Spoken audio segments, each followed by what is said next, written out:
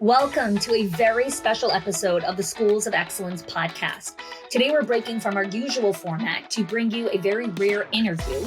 We don't do a lot of interviews. And this conversation is particularly close to my heart because our guest is Todd Herman, who's been a personal business mentor of mine for 9 years. And when I decided to tackle this really important topic of mentorship, something that many school leaders have been asking about, I knew that I wanted to bring in the best.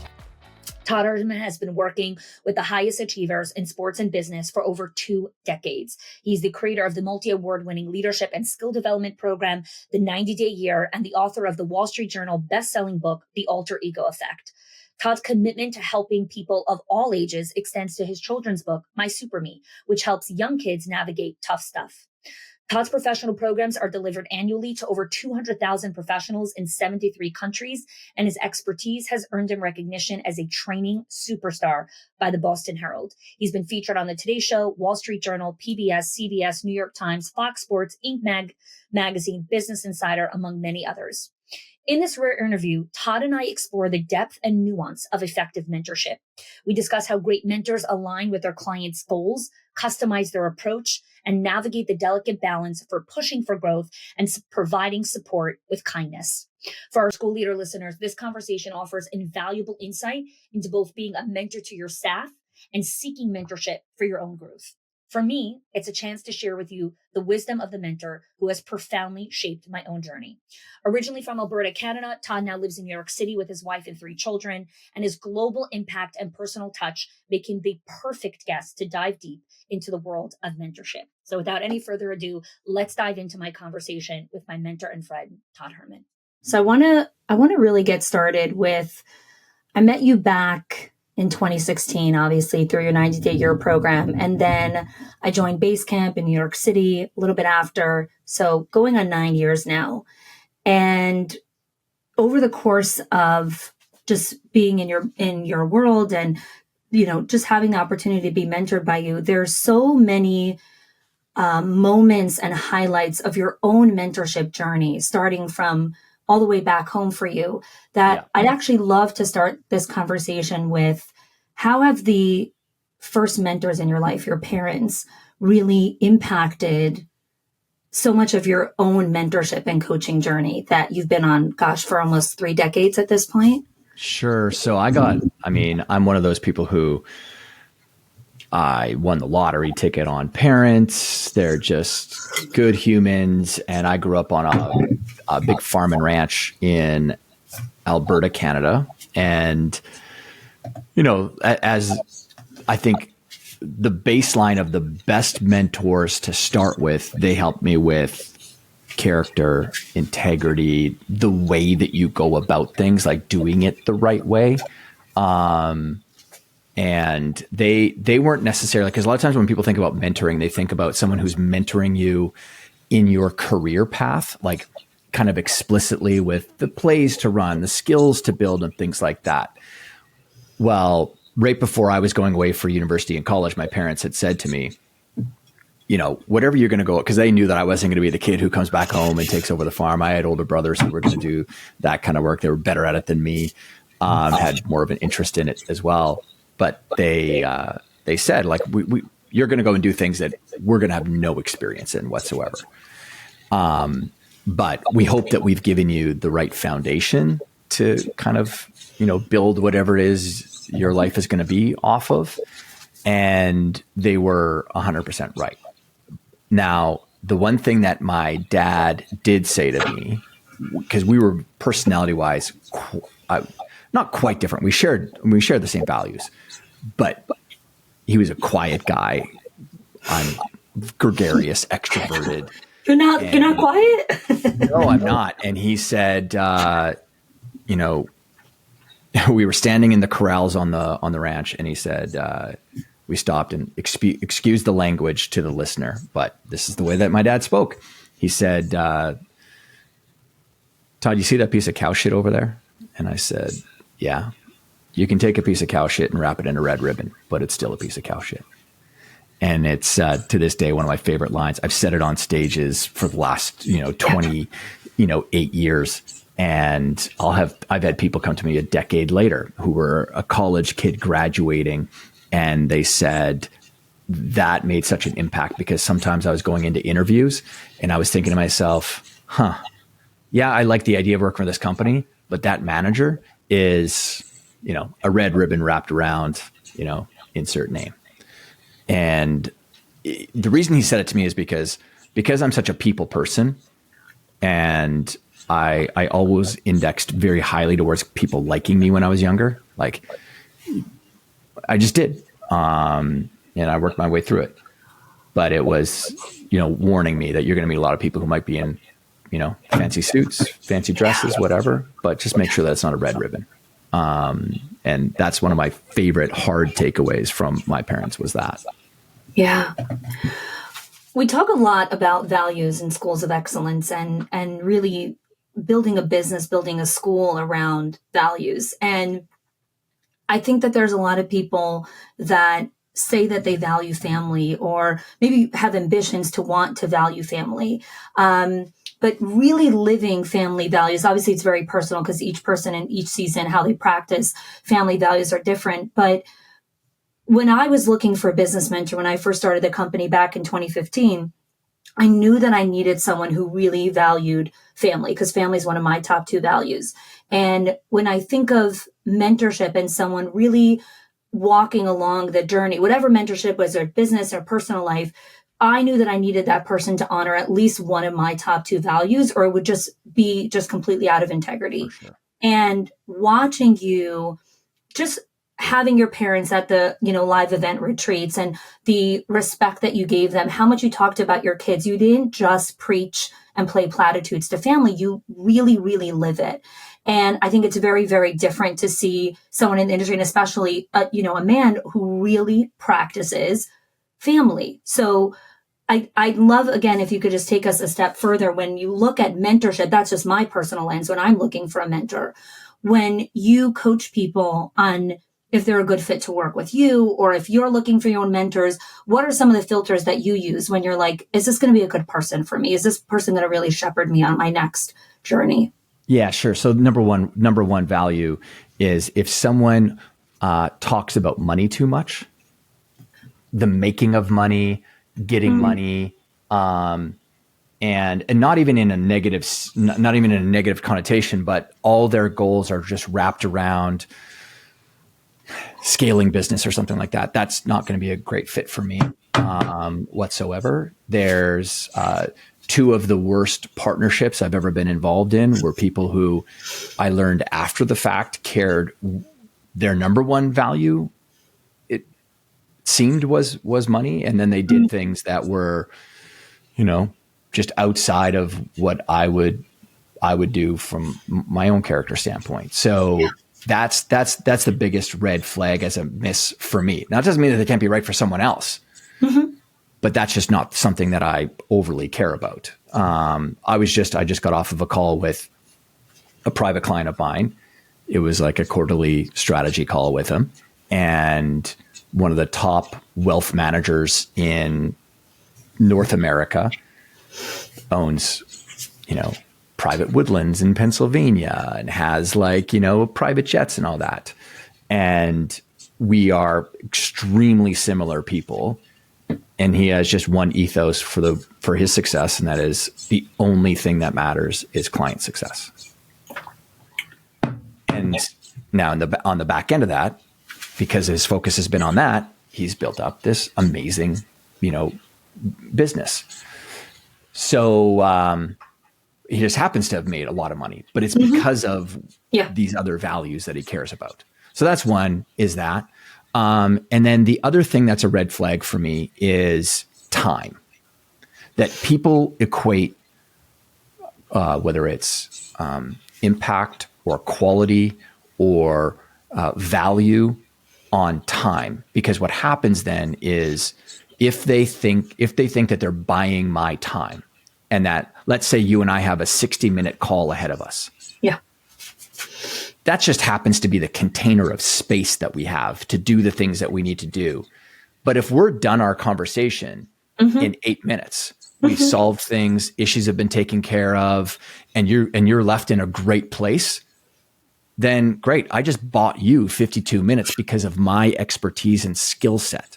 Yeah. So, when someone starts asking me questions on, if they ever get to the point of talking to me, because they've, jumped over hoops, because I only privately mentor 5 people every single year. And then we have other group programming. And I always say that there is no client in the history of my life that has extracted more value from me than you for the least amount of time or money even spent. So kudos to you. And it's because of just your approach. Yeah. But when someone asks me like, how much time do I get? And that's a red flag for me, because they're indexing value is an equation towards time spent with me. And that's not it, because I work at speed. And I can do that because I have such a wealth of experience and skill set. And I've honed that over a long period of time. Yeah. So again, like speaking to the wealth of experience and wisdom that you've really accumulated, I love your origin story of how you became a coach and how just your whole story is fascinating. Can you take us to how you really started what it is that you're doing right now? Completely accidental. The thorns in my side is when people tell the origin story of their entrepreneurial self. And it's like, it sounds like everyone had a vision from the start of something that they wanted to go and do or build. And mine wasn't like that. I played college football. I was a good athlete, and I started volunteering coaching at a high school, and would spend more time with these kids kind of navigating their mental game, because that was my strength, and I was fascinated with it and was diving down the rabbit hole of it at a young age, and had just built up a good tool set for myself and was just passing it along. These kids started getting really great results, specifically actually in the classroom is where they were getting the results. One kid in particular went from a 29% average, which was his average from junior high school. And this is now a high school kid. He was 29% average, and he went to the honor roll in 6 months. And that's because I was kind of teaching him with frameworks. And this is now like such a specialty of yours. Yeah. I drew out a picture of kind of how his mind, how the mind works.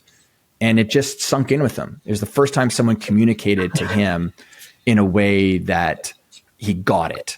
And now, after the long career that I've had, I realized that he was ADHD. So he just needed a picture, and I just did, and I spent the time with him. And so this mom came up to me and said, "Hey, would you mind? I'd like you to do some one-on-one with Kirby. Could you do that?" He was the first client, and I said, "Yeah, I'd love to." And it was like this awkward pause, and we're facing each other, and she's like, "Okay, Todd," and because I was 21 at the time. "How much do you want to charge?" she's like coaching me through the process. Yeah. Now this is when you take money from me. Exactly. And so I said, "How about $75 for a package of 3 sessions?" And that was my rate for the first almost 3 years. So $25 a session. They were in-home visits with kids after school and maybe even before school. And that's what I built my little mental game coaching business off of, was the hustle of pre-morning and late afternoon, evening with people. And, so that's kind of where it kicked off. Yeah. But I didn't know that this was actually a business though either. Right. I just thought that, because there was no coaching. Coaching wasn't an industry back then. This is 1997.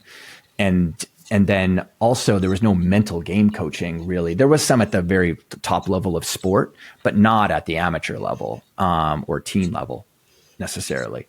Yeah.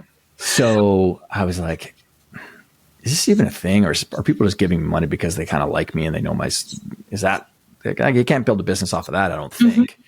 And so I was like, well, the only thing I know how to do is speak, because I grew up in 4-H. So if you're not familiar to the listener, 4-H is like agricultural Boy Scouts. And in that club, you had to do a speech every single year as a competition. So I got very comfortable with speaking. So I resolved to do as many speeches as I could in the province of Alberta, where I was at the time, in the next 90 days. And I'd do them for free. So, I had my little pitch. I'd call around to people, and I booked 2 in the first week. And by the end of that 90 days, I did 68 speeches, and I did so much focused activity that I never had to market that business really again, because it was all word of mouth after that. when I first started hearing some of the stories, because you're a phenomenal speaker and a brilliant storyteller, and one of the stories that you said was you were talking, well, before you said the story, you were talking about apprenticeship and and I think it was the first time I heard that word in like 2017, like someone was actually talking about apprenticeship as opposed to like, what we know apprenticeship was in, in American civilization, really just in general. And you spoke a lot about one of your first mentors, Jim Rohn, and then Harvey Dorfman. And I would love if you can share just how you were able to connect with such incredible mentors and be under their wing for so many years, and how that really impacted you. So lots of questions here, but start wherever you want. Yeah. So the first one was accidental and the second one was intentional. Okay. So the first one, Jim, was accidental in that my uncle was winning an award in Canada for Construction Person of the Year.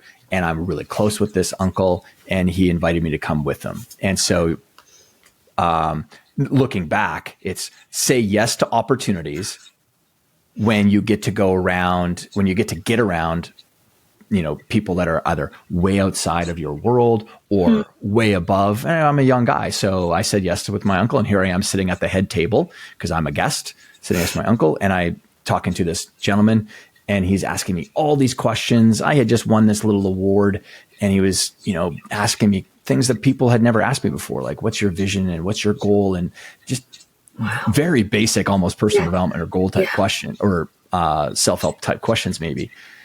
But no one had really asked that. No one had those conversations with me.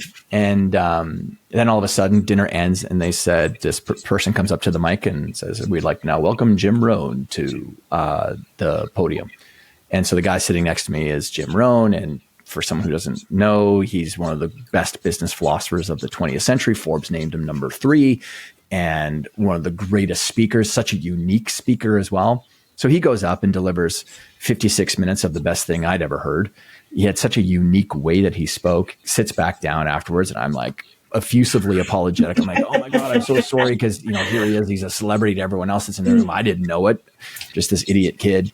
And he's like, no, it's okay. And of course, why would you know? And so I said, well, that's what I want to do someday. I want to be able to do what you just did. And so he gave me some things to go and start this little fledgling business. And I happened to go and do them right away. Actually, this was a Saturday. I went and did them all on Monday.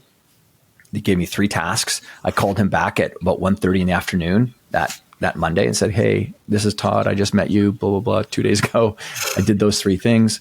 And he called me back the next day and was basically like, you're the first person who's ever gone and done it, because I've offered this to other people. Yeah, call me back after you do this, because people receive him as a mentor. Yeah. But a lot of people don't go and do anything with the advice.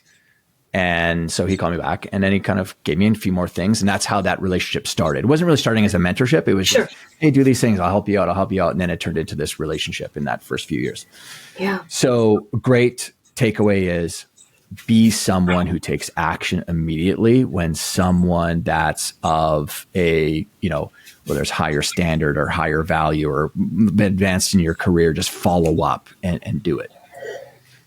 And, but then as I was growing my business, I was trying to develop myself as a mental game person. That wasn't Jim's world.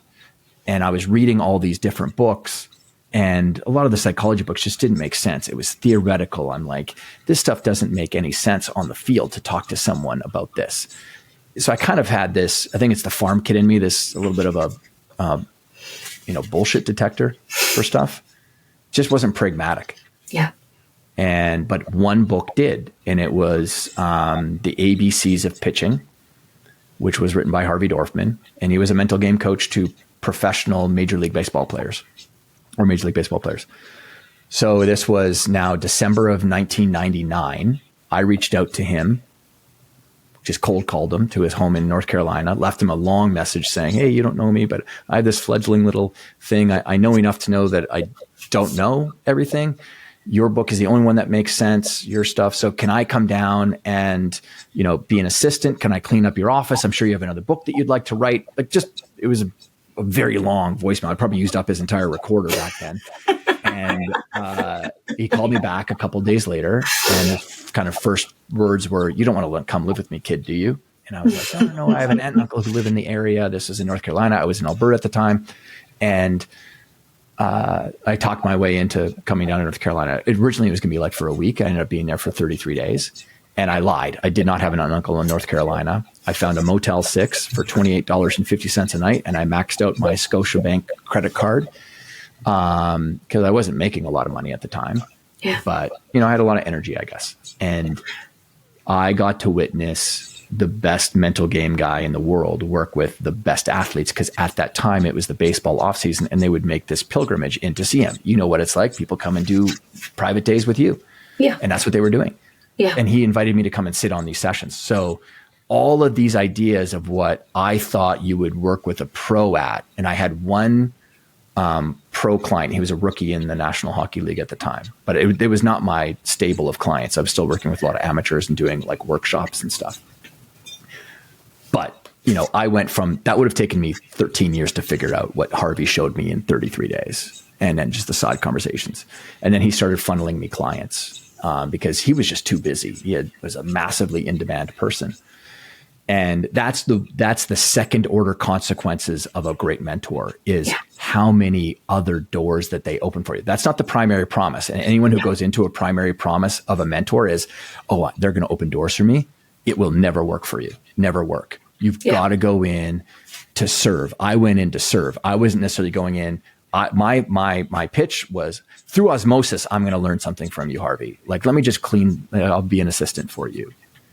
And so that's a mistake that people make. Even when they reach out to me, it's a very selfish approach that they take, because I get pinged a lot. I'm sure. Right. And especially with social media, it's so much easier to reach, and that's okay.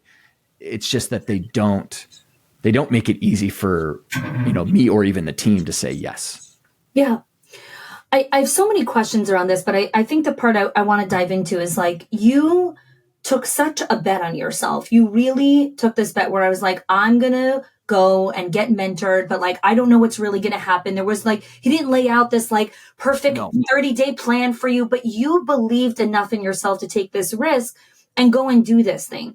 I don't even know what the question is. Like, what did you believe about yourself? Why did you believe it was worth it? I think so many people want mentorship, but get stuck on like, but what's the ROI? But what's the plan? But what am I going to get? But they're so calculated in advance, and you didn't do that here. And look at the ripple effect that happened for you.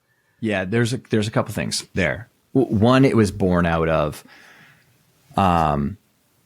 the other thing I didn't share at the beginning with regards to my mom and dad is when they were talking to me about going away and having this career, whatever it was going to be, they just said, whatever you go and do, just tuck yourself under the wing of people who are the best. Don't settle for anything less than the best.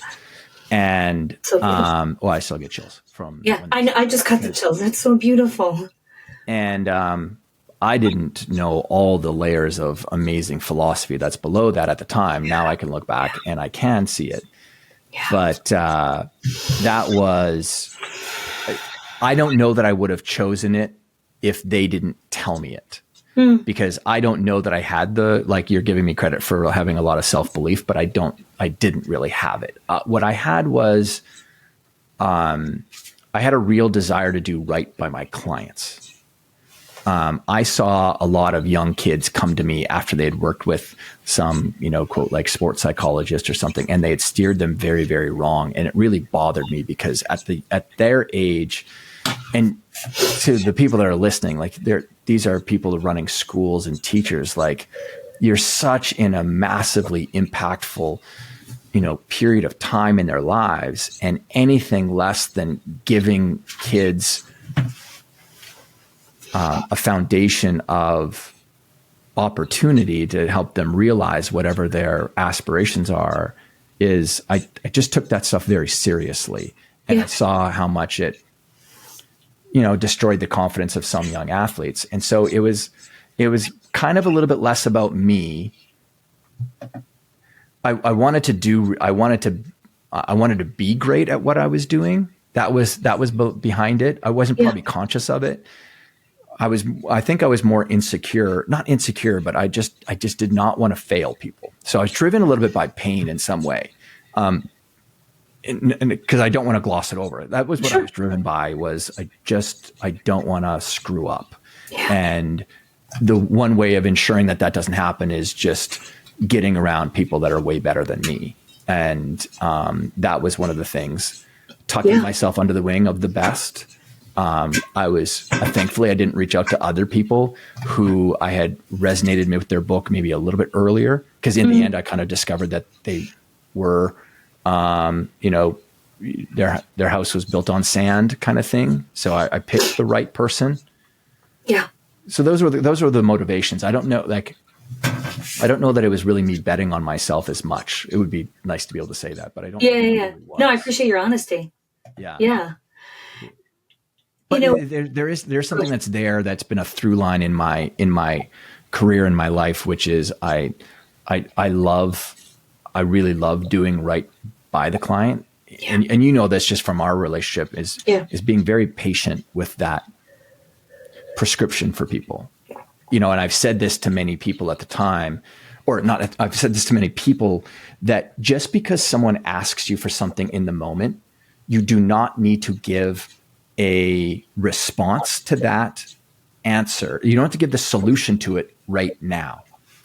In fact, one of the best scripts you can learn, and this is pause this, write this down, rewind this, hit the 30-second rewind on Apple, podcasts to really let this sink in, is to say, you know what, let me get back to you on that.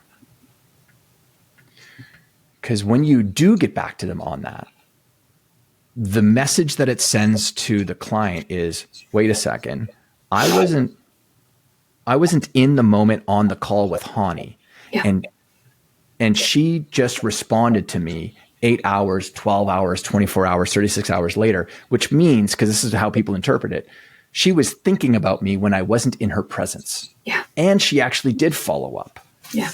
The anchoring effect that has on another human being is profound, because most people are walking around the world feeling like they can be insignificant or not seen. Yeah. And I mean, this goes deep with people. And I know this because I've done this for a very long time, and people have followed up with me afterwards saying, I just gotta let you know, no one's ever done that for me. Or, I just want to let you know how much I appreciate you taking the time to get me the right response or the right action or the right advice. So, just that reflex has been a big part of, I think, my approach to what I do. Yeah. When I think of just one of the factors that, I wanted to write something down so I don't forget. One of the factors that I believe that make you so unique as a mentor is the custom tailoring to each client. And I think a lot of people can say, I custom tailor to each client. And I know that I have a diverse clientele, but they're all in the same industry. They're all school leaders. So while it's a diverse group of people, they're still all into the same industry. Yeah. When your clientele is so diverse, from men to women to Olympians to athletes to business owners to billionaires to you, it's the whole run of the gamut. And yet every single one of your clients feels like, I'm seen, I'm heard, you know exactly what's going on over here. And to mentor a roster of clients that has such different pursuits and ambitions in life it's tremendous. And I would love for you to speak to what are your practices, or how you've really been able to show up and serve and care so deeply about clients, even when they're coming from such different backgrounds, and so many that are just different from yours. Like sometimes I'm like, how do you relate to this person? Like, it's not your world at all. Yeah. So, I mean, let's go to the qualities that are shared amongst kind of most people that makes it work. One, I'm very curious. I really do love finding out how different things work. So that means I expose myself to so many other sources of content or reading material. Like I love learning about different industries and like the nuances of how they work, because what happens is when you learn about a whole bunch, you see that there are like 90% of the puppet strings are the exact same. Yeah. The things that make them successful. So that's one thing. You see just the commonality of things. So then that then leads you to like, okay, well, what are the first principles thinking that we need to kind of think through, or that are there and that are present? So that comes down to like something like root cause analysis. Root cause analysis, let's make sure that we're not solving for the surface problem. We're solving for the one that's, actually creating this. Yep. Sometimes in the moment we need to triage, no, let's put the Band-Aid. Let's actually stop the bleeding here. And then we can go to root cause. So now that's a timing thing. Like, okay, someone doesn't want to have a philosophical conversation with me when they're, getting fed with a fire hose of whatever the problem is. Yeah. So that's it as well. And then I stay to my lane as well, honey. Like you and I have had conversations about this. I think one of the challenges that's come up in the coaching industry in general is that people think that some people think that they're qualified to be a therapist, and you're not. I'm not. I don't do therapy. I do performance coaching, which means I'm moving you in a direction towards a goal. Now, in that process, are there things that come up that are, emotionally challenged for people? Yeah. That doesn't mean that they need therapy necessarily. That just means that they need to develop their emotional management skill set. So I stay in my lane as well. And then learning and developing a lot of understanding around the human condition, human performance, how humans operate, how humans work inside of social systems. I can apply that to an athlete. I can apply that to a financial person who's running a big company. I can apply that to a woman who's growing the largest training and coaching company in the education sector, right?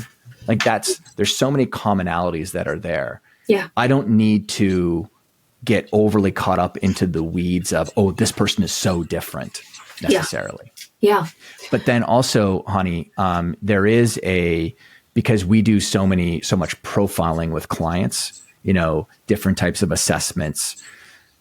So where that comes into the uniqueness factor that you're talking about is being able to be a shapeshifter in your language, articulating it in a certain way for you that's meaningful to you. Like I know what your values are and things, and I can make sure that we try to recenter you back on, hey, this is most likely why you're doing this. Yeah. Just so you know. Yeah. But then someone else being hyper aware of what makes them tick. That it's that subtle little combination of their uniqueness factor, their individuality, that then makes it feel like it's very customized.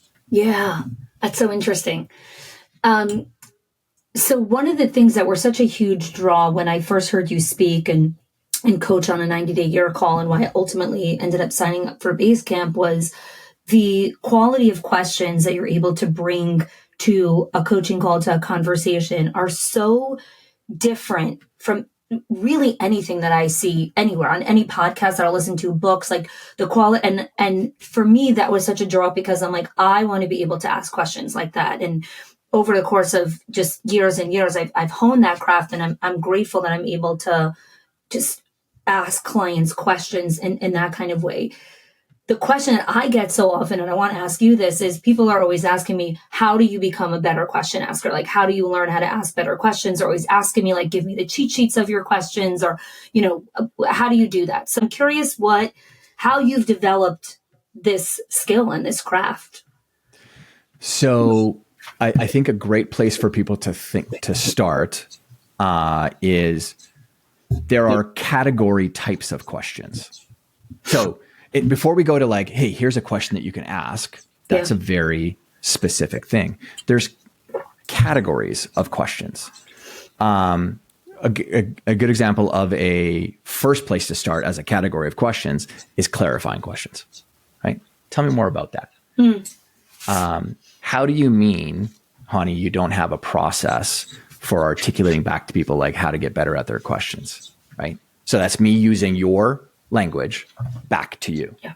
So, and all I'm doing is and what that forces you to do, and there's a bunch of layers underneath that as to how that makes you just better at communication. When someone hears you reflect back the words that they just said, you're the first person in their day that they felt was listening to them.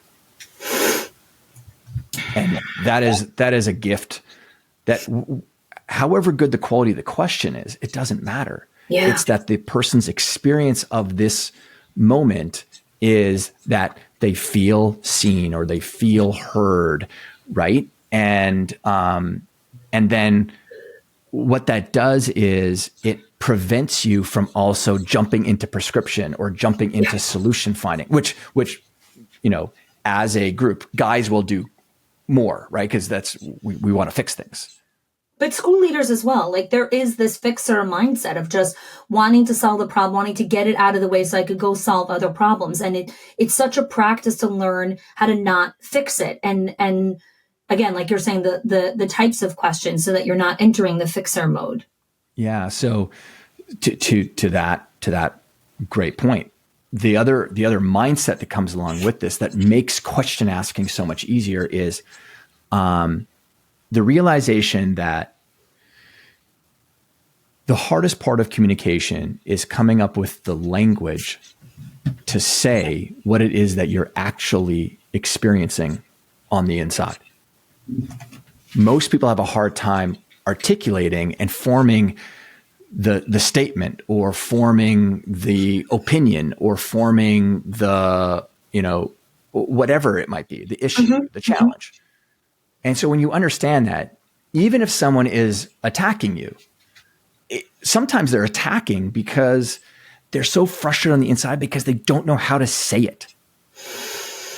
And so that's coming through in the way that they're now conversing with you. Yeah. And so that's why clarifying, like, Chanie, you just said that you're really frustrated with the teaching staff here at the school.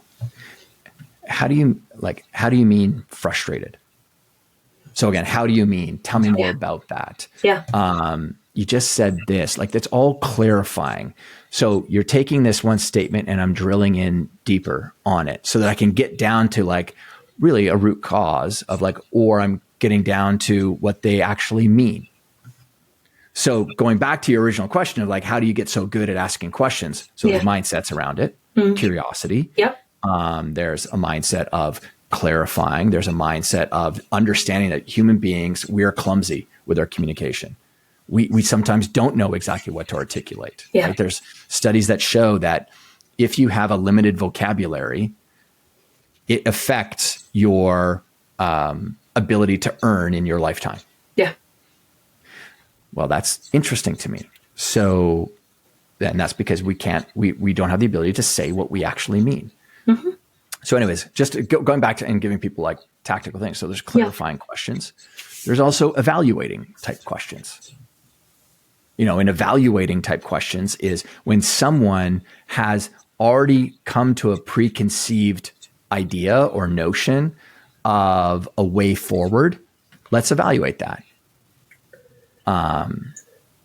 So on a scale of 1 to 10, if you took that action, is that going to get you to where you actually want to go? Because sometimes people are very good at problem solving, but they're not actually very good at going to where they want to go. Because you can be great at solving problems.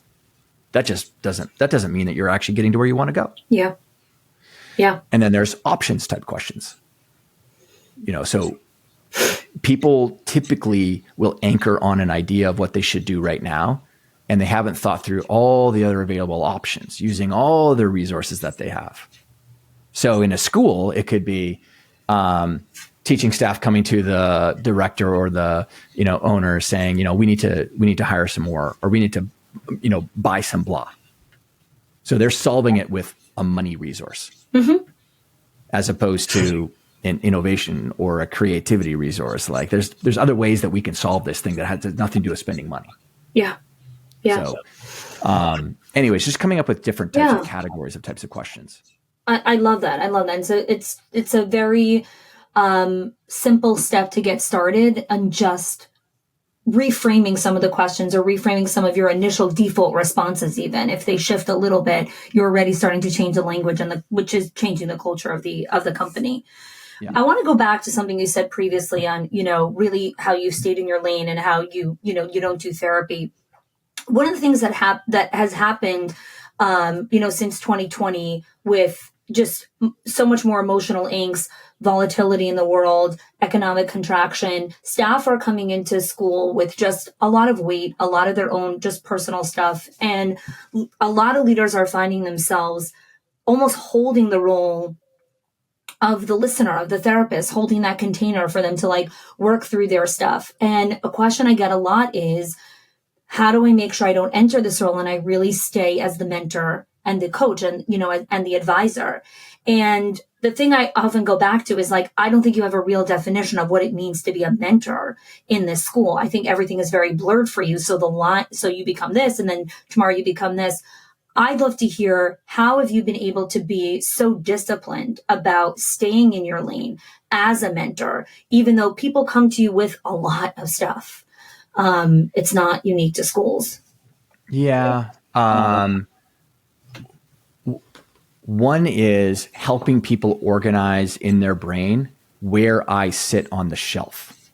Huh. So I'm okay with someone writing a label on me in their world. It's their world. I mean, but for them, because then I become highly useful to them when they know that I'm not doing. You can come with me for I love to give guidance and direction when it comes to, hey, you know what?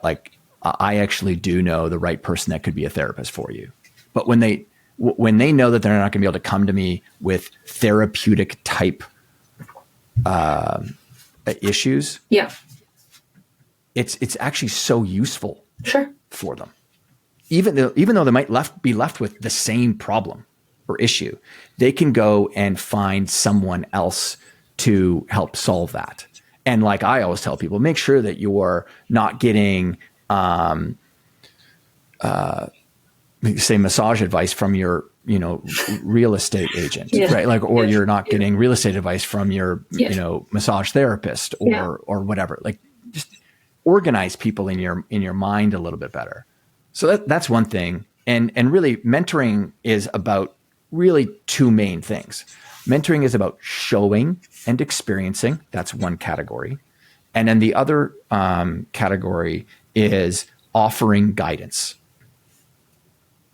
Coaching is another thing. Mm-hmm. But mentoring is about showing and experiencing. So you're showing people through your experience. That's what mentors are unique, because they are people who have done it. Yeah. And then offering guidance. But it's that right from the start, creating an anchor point for someone where they understand what role you play in their career success. Yeah. And you can say, hey, if you ever come and you've got, and this is completely preferential to the person, if you have, challenges at home or whatever, feel free to bring them in. And I can offer some guidance, but I'm not going to be, I can't do 2 hours on the couch. I don't know. I mean, even saying that, I don't think you need to be so explicit with it. Yeah. When I think of how a lot of young, go ahead. By the way, not okay. Go ahead. But does that actually answer your question? Does that help?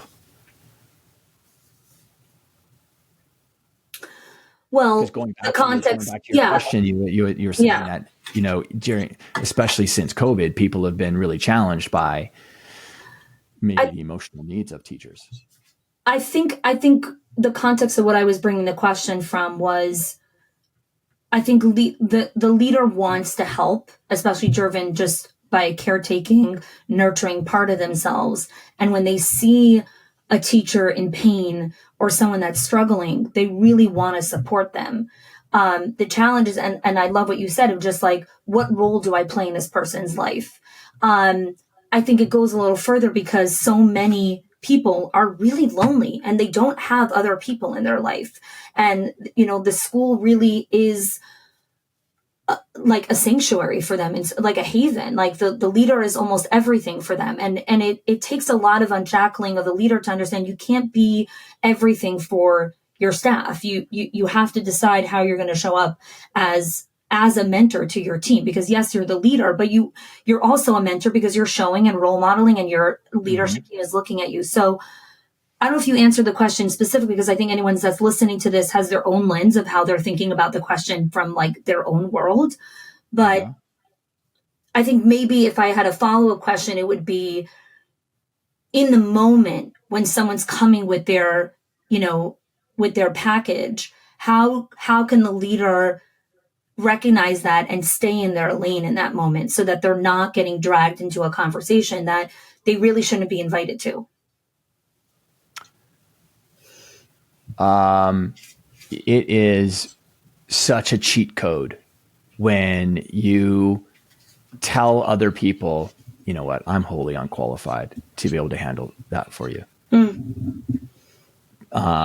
I say that at least 3 times a week to clientele.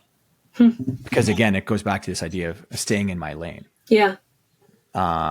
Because there are a lot of things that I am wholly unqualified to give you very targeted advice on. And so that sounds like it would be dismissive to some people. No, there are many people who'd be like, oh, thank you. Like you could, because giving people the energetic space of just listening in that moment and then saying, hey, I'm wholly unqualified to help you with that. I would actually suggest that you talk to, it could be a counselor at the school, or it could be someone else. When you also understand human dynamics, the one thing that I could give someone is if they are going through a really rough patch, as a mentor, I could say, you know what, just to help you through this process, why don't you come in and check in every single day? Because I know that when you're going through this, it's like there's a brain fog that's there. There's like, so just check in with me and I can help you set the plan for the day. Yeah. Okay. So this is great because that brings me kind of into the other thought I wanted to unpack here is mentorship. You were talking about space, right? And kind of helping the mentee or the client kind of figure out, okay, is this really the problem? Is this the problem? Where do I need to go from here?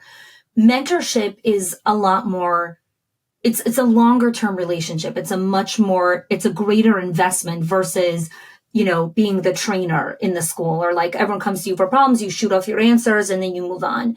And as I'm working with leaders and school leaders who come to work in our membership, when I start to talk about mentorship, there's so much resistance that comes in because it's like, but that's going to take so much longer. But I don't know if I have the bandwidth to have that conversation, but that's exhausting or whatever it is. So I'm curious to hear, because again, I know you've been a mentor for so long and you've had the privilege to be mentored by so many people, by some amazing individuals.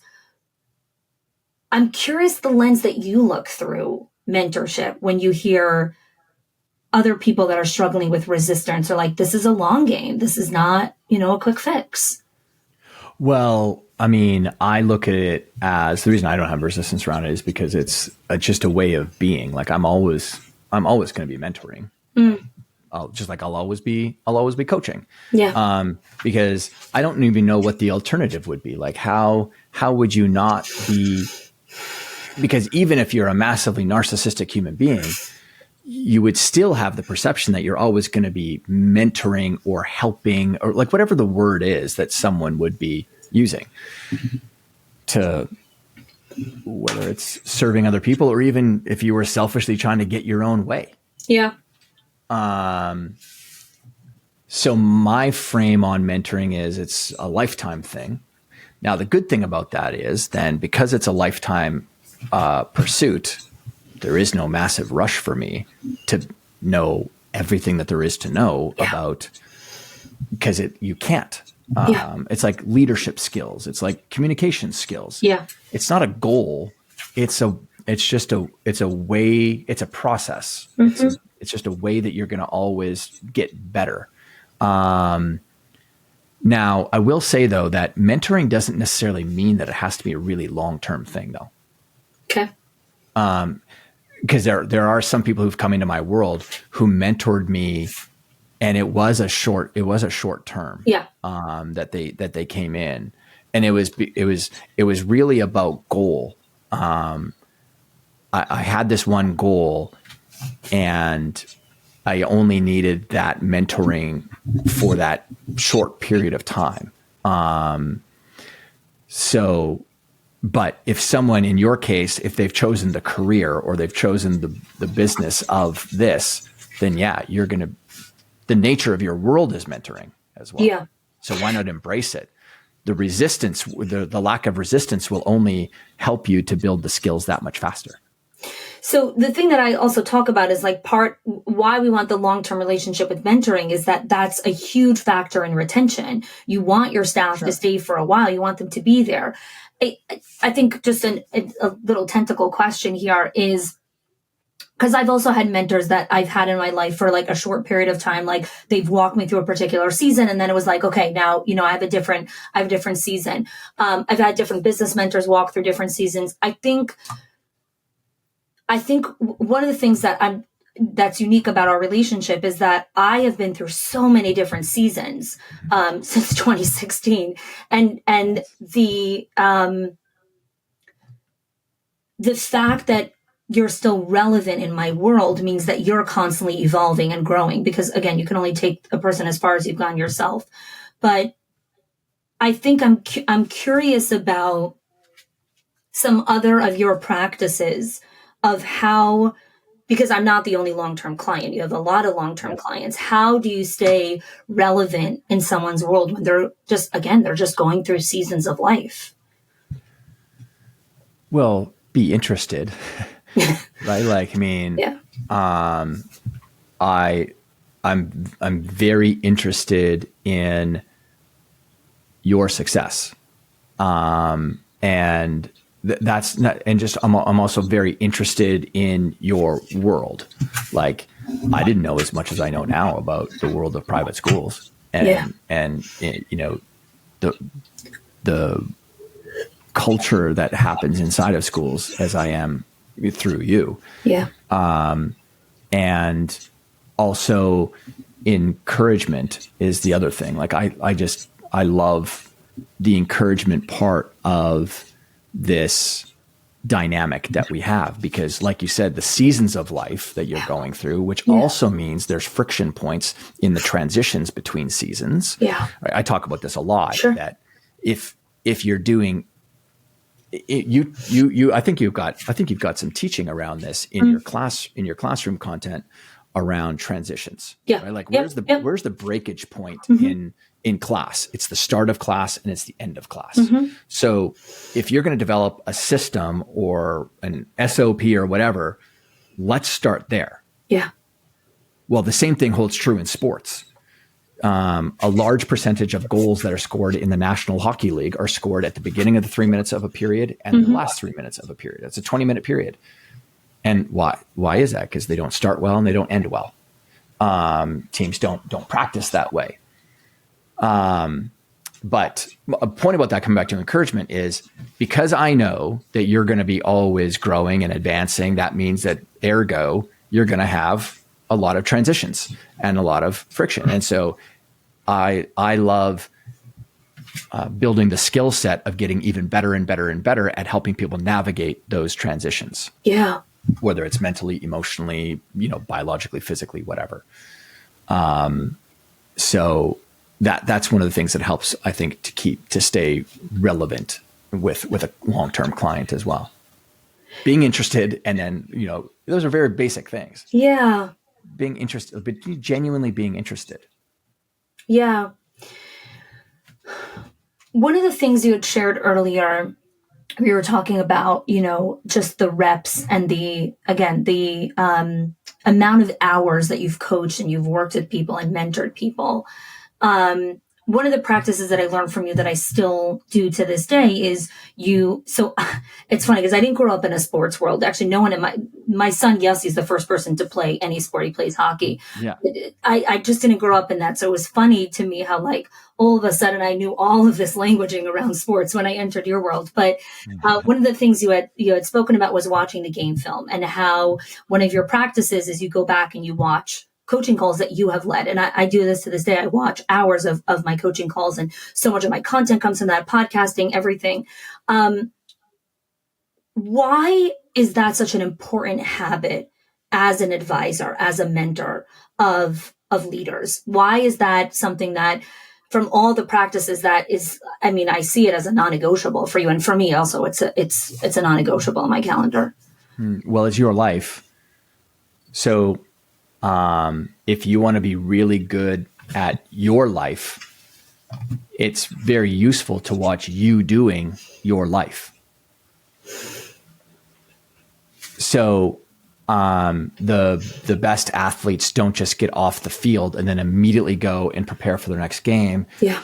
They just saw themselves execute what they've been preparing themselves to be good at, or preparing themselves against a team. And now there's so much value in going back and being an observer, not the doer, because it puts you into another role in your life where you get to be an observer of yourself. And you go, so now you've got some objectivity, especially if you do it with the right state of mind, which is, sure, I'm not going in there to judge myself harshly. I'm going in there to have a critical thinking factor and observe myself and so bringing this back to my coaching, is, in that conversation with Chanie, I didn't notice that she had that little physical change. Like there was something that was there that I didn't pick up on, because body language stuff, it's not great at lying. And I didn't pick up on it. Oh, okay. You know what? I'm going to follow up with her. So it's follow up. So hey, Chanie, I was just thinking about the conversation that we had about navigating those difficult conversations with someone who just comes in and tries to dump on you. I wanted to ask, did you get the answer that you needed or really wanted? Is there anything else that's there? Again, going back to following up with people afterwards. Yeah. People just don't have that experience. So that's one thing, is there is an opportunity for follow-up to reinforce the relationship with the person, to make sure that they extract the value from me that they could. The second thing is recognition of the fact that, I am really good. That was a really great moment there. And that was because I asked this question. So it's recognition of skill. Yeah. Third, it's to see yourself practicing something that's new as well. So I read a book. I found a question that's really good. I'm going to use it in today's or this week. And I just happened to do it on the call with Chanie. And I get to see myself deliver it. And then I also get to see its results. You're like, oh, it didn't really actually bear fruit like I thought it would. So there's lots of things that's there. My point is where you get better at your life is to also observe the content of your life. I've never heard it framed that way. I think that's really powerful. Journaling can be so valuable Yeah. over a long period of time, because you get to go back and, in photos, you get to see your kids. Yeah. I love we get to see ourselves shift and change as well. Yeah. But how do we log the internal changes if we don't write things down? We don't, because our memory is terrible. Yeah. So that's why the journaling is so important. And, what happened to me was, because I've journaled since I was 12, and really it was more like logging. I was kind of logging parts of my day. Then I noticed that the only time I would long form journal is when life was in the gutter. So what was happening was I was looking back, and if someone else picked up those journals, they'd be like, this sounds like a horror story. Like, is there anything good that happens in this person's world? Kind of thing. And so I was like, oh, that's interesting that I'm doing that. And I don't want that. I don't want my kids to pick up my journals, because I want to pass them down to them and only read a horror story. So even in my journal, there's an entry from 2002 that says, if you've gotten to this point of my journals, you'll have noticed that it sounds like a bit of a horror story. And that's because I only came in here to dump when things were really bad. But from now forward, I'm making a conscious effort to log the kind of more holistic world of like what. So I'm gonna put in here the good things and capture those moments, as well as the things that I'm kind of wrestling with and challenged by. No, that journal sits right over there. I mean, it's also just such a big part of your legacy, if you think of that, and which is like a whole separate thing, which is, it's beautiful. So I have two final questions here. You work with people, obviously, depending on the clientele, people bring really hard questions to you, really tough stuff that they're working with, whether it's a particular mindset or a roadblock that they're working through, or a skill that they're trying to break through from. Like they're not bringing easy things to you. And one of the things that are, again, just an incredible skill of yours is that even when someone's bringing something so tough and you have to push the person, push their limits, push their capacity, you're doing it with kindness, with empathy, with a lot of care. And I think sometimes that can come off paradoxical, where a lot of school leaders feel like if I push my staff, or if I push their limits, or I push their capacity, then I'm mean, or I'm a jerk, or I'm unkind, or whatever it is. So can you speak to how you've really been able to create such a beautiful harmony of, because I know you've pushed me, I mean, just where I was in 2016, where I am today, just you've pushed so much of my own limitations, my own beliefs, my own capacity to do things, but never in a way where I'm like, oh my God, go away from me. Like, you're pushing me way too hard. Yeah, sure. Walk us through that. Well, because the first thing is I want to make sure that I'm aligning to your goals, not mine. Yeah. Mentorship isn't about me trying to create the perfect model of me. Yeah. Mentorship is making sure that I'm giving you the opportunity to create yourself. So me understanding your values, me understanding your goals, that's place, not number one, but that's a building block on the foundation of you getting to where you want to go. I also know that, especially there's useful stereotypes that are out there. We need to investigate them to make sure that someone isn't outside the stereotype, because if they are, then we treat them. But women will under index on their capability. Mm-hmm. They're just more modest about their capabilities. Yeah. So me knowing that, I want to make sure that I'm modeling back to Chanie that no, you're way better at what you do, or you're way better at this. Yeah. And when I can get you to recognize that increases your perceived capability. So when you increase your perceived capability, the next part, think of it like an XY graph. Mm-hmm. There's capability on the Y axis, and then there's challenge on the X axis.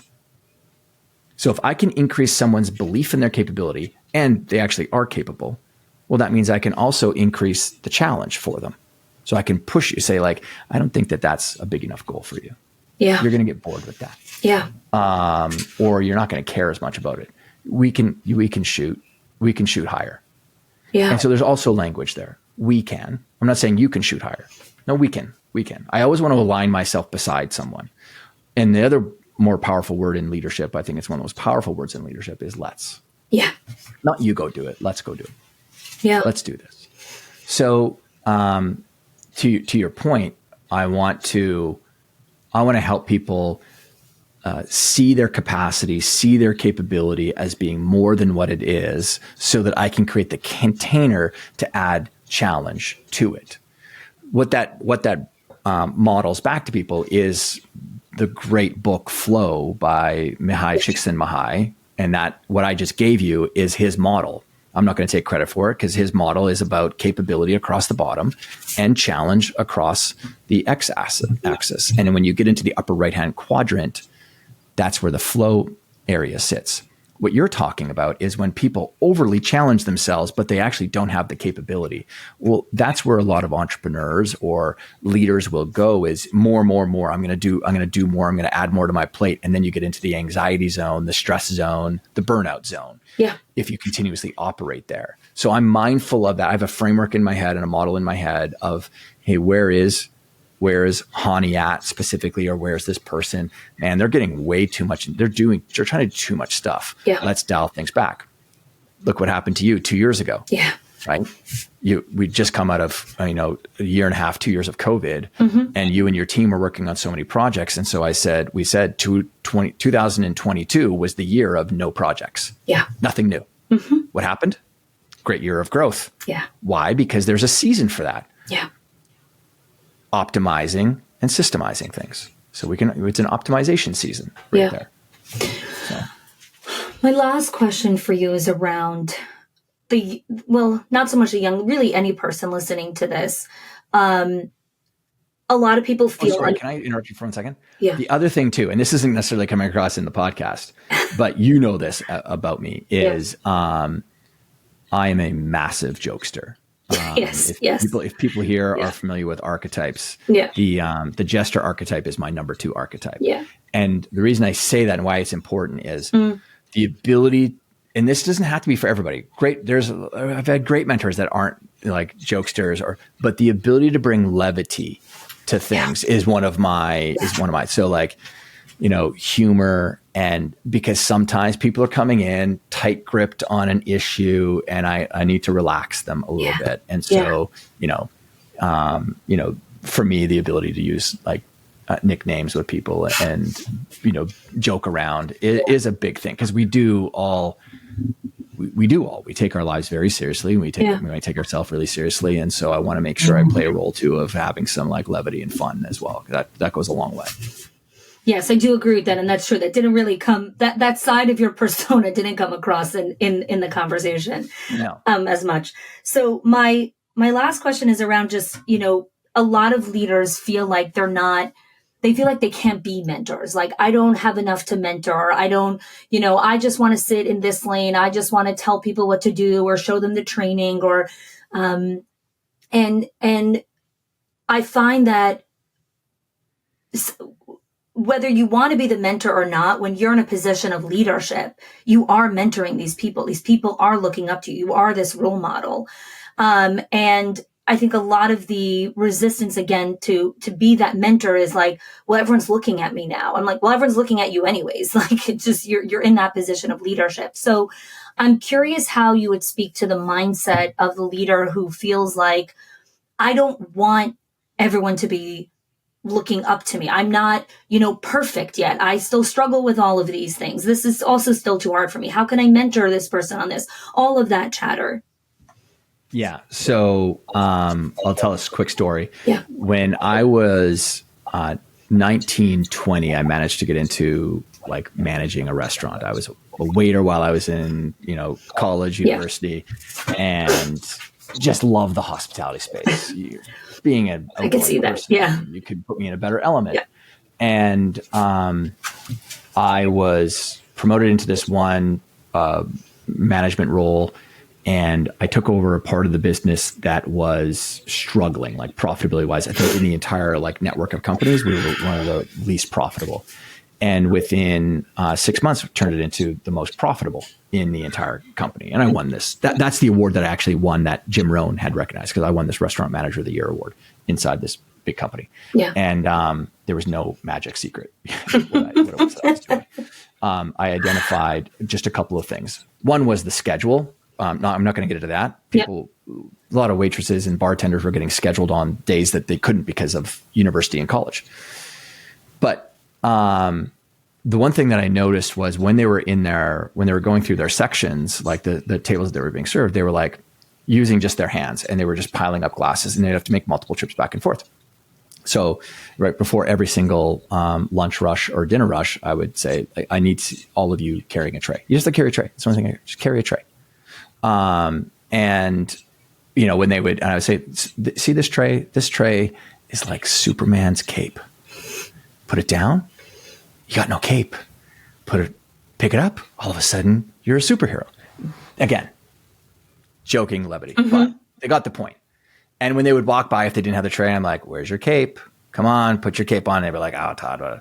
So joking around. But all of that to say, what a lot of managers would do, and I saw this, is they would be standing around watching people do their work. It's the lunch rush.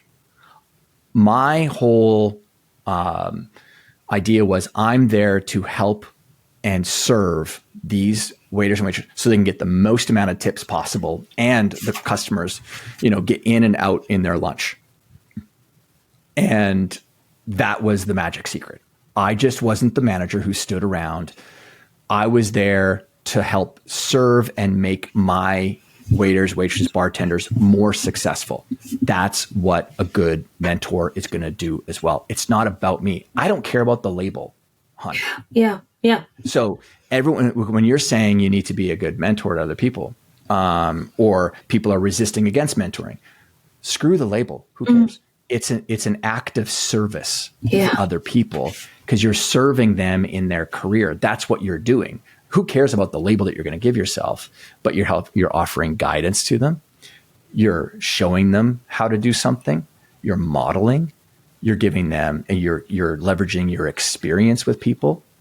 That's what you're doing. I mean, whether someone calls themselves a mentor or not, but that's just good leadership. That's servant-based leadership. Yeah. And I don't care about someone perceiving me as a mentor. If that's the word that they use, that's great. Yeah. But I'm here to serve. Yeah. That's what I'm here to do. Yeah. Todd, you've been just an incredible mentor to me over the last, 9 years. And I'm grateful for our relationship. Easy, honey. Come on. Don't give me too much credit here. So. I know, but it's been a joy working alongside you and just being able to, get coached by someone who's just works with so many different people. So, I'm really grateful for that. And thanks for coming on the show. This has been a long time coming and I'm grateful we got to have this conversation. Always, anytime. Thanks, honey. There you have it. I want to recap with you some of just the actionable takeaways from today's conversation. So one of the things that Todd had emphasized was, I want to make sure that I'm aligning to your goals, not mine. And so really reflecting on the values and character when you're choosing a mentor, when you're looking for mentorship. Practice asking good quality questions and remembering that mentoring is about showing and experiencing with the person that you're mentoring. Implementing self-observation techniques. One of the things that Todd had shared was try recording and reviewing your mentoring sessions so you can improve your skills. And whether you're mentoring your staff, a member of your leadership team, a teacher, seeking mentorship for yourself can really transform your approach as a leader and as a mentor. So if you want to dive deeper into Todd's work, I highly recommend his book, The Alter Ego Effect. You can also follow him on social media for more insights and inspiration on Instagram, Twitter, LinkedIn. All of those links are in the show notes. And I want to sign off with this beautiful quote that Todd's dad had said to him. Wherever you go, tuck yourself under the wing of people who are the best. Seek out mentors who align with your values, and you can help yourself reach your fullest potential and the highest goals that you're looking to create inside of your personal life and your business. Thank you so much for tuning into this special episode of the Schools of Excellence podcast. Until next time, keep striving for excellence in your schools and your personal growth.